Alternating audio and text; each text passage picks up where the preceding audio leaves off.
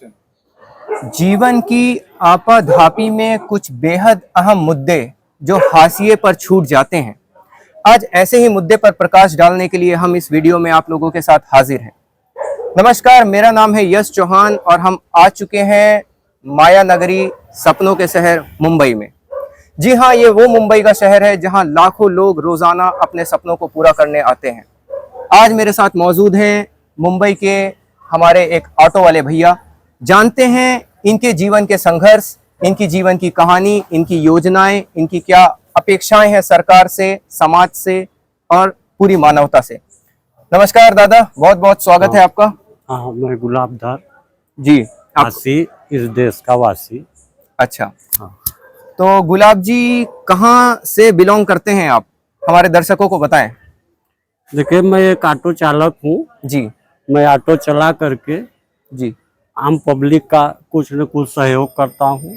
जी life में सबको तीन चीज बहुत जरूरी है, जी पढ़ाई, कमाई, दवाई। जी। तो हम इस ऑटो के माध्यम से तीन काम करते हैं। नहीं, पहले आप ये हाँ। बताएं गुलाब जी, आप हैं कहाँ से? मतलब आप क्या मुंबई से हैं या मुंबई के बाहर से नहीं, हैं? नहीं, मैं यूपी से, उत्तर प्रदेश से। तो उत्तर उत्तर प्रदेश में कहाँ से हैं आप? उत्तर प्रदेश, ग्राम शहर पोस्ट उगापुर, जिला भदोही, अच्छा, उत्तर प्रदेश। अच्छा। हाँ। तो आप मुंबई कितने सालों से हैं? कब आए मुंबई? हमको 10 साल हो। अच्छा अच्छा अच्छा अच्छा। गुलाब जी, जैसा मैं समझ पा रहा हूँ कि आप ऑलरेडी काफी तजुर्बेकार आदमी हैं, जीवन काफी आपने जी लिया है। आपकी उम्र क्या है? My age is 47। 47 साल की उम्र है आपकी और आप जीवन के 37 वर्ष के जब रहे होंगे तो मुंबई आए। मैं ये जानना चाहूंगा कि आखिर ऐसा क्या हुआ कि आप अपने गांव को छोड़ के, अपने यूपी को छोड़ के 37 साल आपने वहां बिता लिए, उसके बाद आपको मुंबई आना पड़ा। ऐसा क्या क्या हुआ जो आपको मुंबई आना पड़ा? देखिए, मैं गांव में काम करता था, फिर मेरा मन उब गया, मैं मुंबई ऐसे घूमने टहलने के लिए आए। फिर हमारे घर के लोग थे, मेरे भाई थे, मेरे चाचा उचा सब लोग थे। तो बोले भाई अगर काम करना चाहो ऑटो सिखा देते हैं, आप चलाना चाहो चलाओ। कहे ठीक है भाई, सीख लेते हैं। सीख के फिर हम अपना कामों में ही करने लगे। अच्छा, तो ये समझ में आती है। देखिए, आप लोग भी, दर्शकों को भी मैं ये कहना चाहूंगा कि देखिए, जीवन में गुलाब जी ने 37 वर्ष की उम्र के बाद अपने जीवन में एक नया फैसला लिया। 37 साल की उम्र बिताने के बाद ये मुंबई आए। इसका मतलब जीवन में आप किसी भी मोड़ पे क्यों ना खड़े हों, किसी भी पड़ाव पे क्यों ना खड़े हों, आप जीवन की कोई नई शुरुआत कर सकते हैं, जैसे गुलाब जी ने किया। 37 साल की उम्र में आप मुंबई आए ना। 37 साल तक तो आप वहां पे, गाँव में, क्योंकि आज की डेट में बहुत से नौजवानों को उनके माँ बाप सिखाते हैं कि बेटा आप 22 साल के हो गए, 24 साल के हो गए, आप सेटल हो जाओ, आप जीवन में एक सेटलमेंट लेके आओ। लेकिन गुलाब जी की बातों से ये समझ में आता है कि जीवन में कभी भी नई शुरुआत हो सकती है। तो गुलाब जी, आपको मुंबई कैसा लग रहा है? आपका क्या कहना है? मुंबई में क्या, मतलब आपको क्या महसूस हो रहा है? मुंबई अपने देश की एक सबसे बड़ी सिटी है। मुंबई में सब जगह से लोग आ रहे हैं, सब अपना रोजी रोजगार करके, बिजनेस डाल के सब अपना काम कर रहे हैं। मुंबई अच्छा शहर है, इसलिए सब लोग ज्यादा लोग आते हैं। अपना कोई न कोई कुछ काम करते हैं, कोई ऑटो चला रहा है, कोई ठेला चला रहा है, कोई होटल चला रहा है। तो ये ऑटो, ठेला, होटल, ये क्या आपके उत्तर प्रदेश में आप नहीं चला पा रहे थे? देखिए, ऑटो सब जगह चल रहा है। उत्तर प्रदेश, मध्य प्रदेश, बिहार, पंजाब, कर्नाटक सब जगह चल रहा है। अपने देश में सब जगह चल रहा है। बट क्या है कि जिसका जहाँ जम जाए, जिसका बम्बई में जम रहा है बम्बई में चला रहा है, जिसका यूपी में चल रहा है वहाँ चला रहा है, कोई दिल्ली चला रहा है, जिसका जहाँ सेटलमेंट हो रहा है वहाँ सेटलमेंट होके अपना। तो आपको नहीं लगता कि योगी जी को यूपी में भी कुछ इस तरीके के शहरों को विकसित करना चाहिए कि वहां पे भी मुंबई से लोग जाएं यूपी, और मुंबई से लोग वहां पे कमाई करने जाएं और रहने जाएं?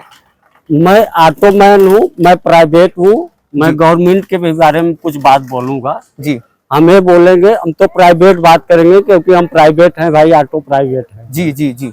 हम इस देश के, स्टेट के या सेंट्रल गवर्नमेंट से यही कहेंगे कि ऑटो चालक या कोई छोटा मोटा जो बिजनेस है, उसको वरीयता दे, उनको फैसिलिटी दे, उनको जहां से हो सके अधिक से अधिक लोन देके उनको सहयोग करें। क्योंकि एक आदमी, चाहे वो ऑटो चालक हो, चाहे रिक्शा चालक हो, चाहे कुछ भी हो, हर एक आदमी कुछ न कुछ सरकार को भी दे रहा है, पब्लिक को भी दे रहा है, वो सुविधा दे रहा है। इससे वो गलत काम नहीं कर रहा है। अच्छा, मैं ऑटो चला करके सुबह बच्चे लोग को स्कूल छोड़ता हूँ, टीचर लोग को भी छोड़ता हूँ।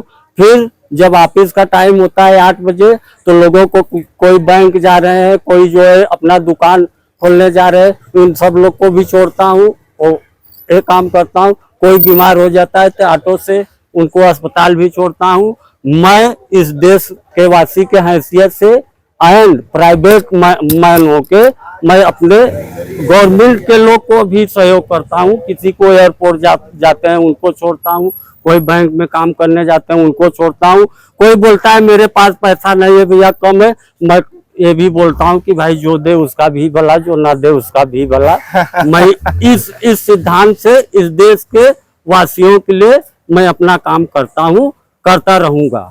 बहुत खूब गुलाब जी, आपने बहुत बहुत खूब बात कही और बिल्कुल मुंबई वासी होके आपके अंदर वो फिर मुंबई वासी नहीं, देश के वासी, बिल्कुल देश के वासी होके गुलाबधर पासी इस देश के हम वासी हैं। इस देश के वासियों के लिए मैं अपना खून पसीना बहाया हूँ, बहाता रहूंगा। तो देखा आपने किस तरीके से देश की अर्थव्यवस्था को बढ़ाने के लिए। हाँ, और मैं प्राइवेट आदमी हो के इतना मेरा सोच है, इसलिए मैं गवर्नमेंट से, चाहे उस स्टेट गवर्नमेंट हो चाहे सेंट्रल गवर्नमेंट हो, मैं ये बार बार बोलूंगा कि मैंने पब्लिक को सुविधा दें, पब्लिक को अधिक से अधिक फैसिलिटी दें। पब्लिक कोई बिजनेस करना चाहता है तो उसको अधिक से अधिक लोन गवर्नमेंट बैंक से पास कराएं, तभी जाके अपना देश डेवलप करेगा। हम ऑटो के माध्यम से गवर्नमेंट को साल भर हम कम से कम 5,000 रुपया मान के चलिए तो हम देते ही। लेकिन अगर जो भाई 4 व्हीलर 2-4 रखे वो लोग कितना देते हैं? बिल्कुल। अभी आप कुछ भी लेने जाओगे 1 लाख का सामान तो आप जीएसटी भी दे रहे हो। अगर आप 50 लाख का सामान लोगे तो जीएसटी दोगे। जब हर एक आदमी इस देश का, इस कंट्री का बड़ा होगा तभी देश डेवलप करेगा। ये private thinking, this is my thinking सोचिए, या दिस इज प्राइवेट थिंकिंग सोचिए। मैं इस देश के इस प्रधानमंत्री जी को स्वयं मैं ये बात बोलूंगा कि हर चाहे झुग्गी झोपड़ी में जीने वाला आदमी हो उसको भी अधिक से अधिक सुविधा दें, उसको भी लोन दीजिए, जो लोन उसको नो इंटरेस्ट पे लोन दीजिए, ताकि ये देश का एक भी आदमी ऑटो से नहीं कार से चले, ताकि आपको फायदा है। हर आदमी आपका इस देश के गवर्नमेंट का कस्टमर। तो मैं भी अगर कार से चलेंगे तो ऑटो में कौन बैठेगा? नहीं, तो गवर्नमेंट फायदा, अगर इस देश का पब्लिक प्राइवेट आदमी अगर अधिक पैसा कमाएगा तो सरकार को अधिक फायदा होगा, इनकम टैक्स देगा, जीएसटी देगा। अगर कम कमाएगा तो कम पैसा देगा। इसलिए मैं गवर्नमेंट से यही बात करूंगा कि आप अधिक से अधिक सुविधा, फैसिलिटी, लोन कीजिए ताकि वो बड़ा आदमी बने, आपको अधिक से अधिक जीएसटी मिले और पब्लिक भी बिल्कुल गुलाब जी, मैं भी आपको बता दूं कि मैं खुद भी एक चार्टर्ड अकाउंटेंट हूं बाय क्वालिफिकेशन। मैं भी एक सीए हूं, चार्टर्ड अकाउंटेंट हूं। और ये बात जानकर, ये बात देखकर मुझे भी बहुत खुशी हो रही है कि आज की डेट में जो हमारे यहाँ ऑटो चला रहे हैं वो भी अर्थव्यवस्था को इतने बेहतरीन तरीके से समझ रहे हैं। गवर्नमेंट की पॉलिसीज से इतना ज्यादा आप लोग जुड़े हुए हैं कि आपको हर चीज का ज्ञान है। और देखा जाए तो मुंबई की जो अर्थव्यवस्था है उसमें ऑटो वालों का एक बहुत बड़ा योगदान, ऑटो वालों का बहुत बड़ा योगदान है। ऑटो जानदार सवारी, एक शानदार सवारी। अगर आपके पास पैसा नहीं है सर, आप बोलेंगे पैसा नहीं है तो मैं आपको छोड़ दूंगा, बट आप बस में जाकर के अगर 1 रुपया कम देंगे तो बोलेगा मैं टिकट नहीं दूंगा। कमाल है, मतलब ऑटो वालों का दिल भी यहाँ बहुत बड़ा है। चलिए ठीक है, वीडियो को यहीं पे विराम देते हैं और इसी तरीके से आप मेरे ऑटो में बैठेंगे सर, 120 मीटर हुआ, आप बोलेंगे कि भैया मेरे पास 20 रुपया कम है, तो मैं बोलूंगा सर आप चाहिए, जो दे उसका भी भला, जो ना दे उसका भी भला मैं करूंगा। बट गवर्नमेंट नहीं कर पाए। आप बस में बैठ जाइए, टिकट लीजिए, अगर 1 रुपया कम हो क्या और टिकट कंडक्टर देता है? नहीं देता। ट्रेन में कोई 1 रुपया कम करता है। बट मैं प्राइवेट के हैसियत से, मैं इस देश के वासी के हैसियत से, मैं इस देश के वासियों का दुख पीड़ा समझूंगा। बहुत बहुत बहुत आपके उच्च विचार हैं। I am man and my role जो है मैं उसको निभाऊंगा। मैं आदमी हूँ, मैं आपका तकलीफ समझूं।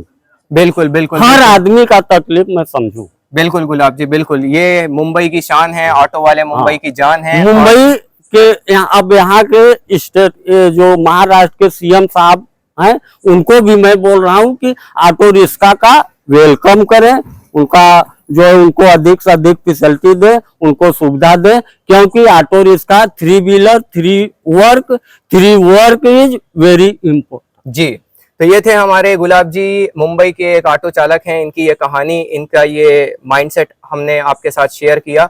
बिल्कुल आप देखते रहिए ऐसी और भी अलग अलग कहानियां, जमीन से जुड़े हुए लोगों की विचारधारा को समझने के लिए आप हमारे चैनल के साथ जुड़े रह सकते हैं। फिलहाल के लीजिए इजाजत, धन्यवाद।